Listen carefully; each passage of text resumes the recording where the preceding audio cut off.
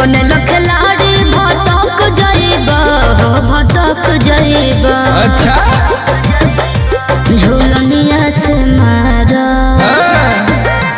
झूलनिया से मारब झटक जाइबा। जाके पतई मेरा जब अटक जाइबा हो झूलनिया से मारा। अरे हम अटकले चाहतानी।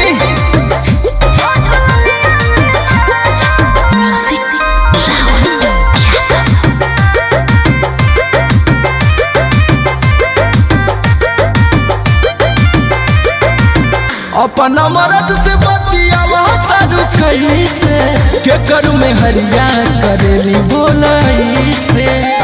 अच्छा तू का करत रहो प्यार मन रहे तो हक पिया जूझला हो।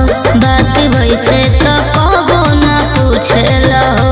अरे जाने मन धोई के कमरिया लटक जाइबा हो लटक जाइबा। अरे लटके ना जुलुआ मतीन। झूलनिया से मारा अच्छा अच्छा ओ झूलनिया से मारब झटक जाइबा। जाके पतई मेरा जब अटक जाइबा हो झूलनिया से मारा। असही मारत रहा।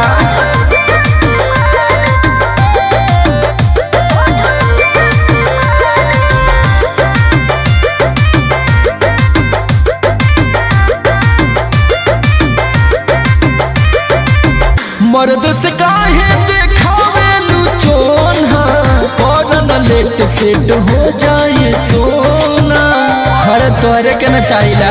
अच्छा हाँ नहीं गइल दर्द कर हैया के हो बा जरूरत समर दवैया के हो।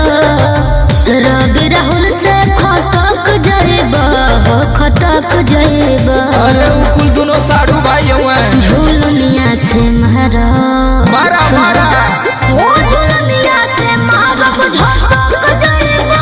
जाके पतई मेरा जब अटक जाइबा हो झूलनिया से मारा। हम ये चाहतनी कि वही में लटकल रही।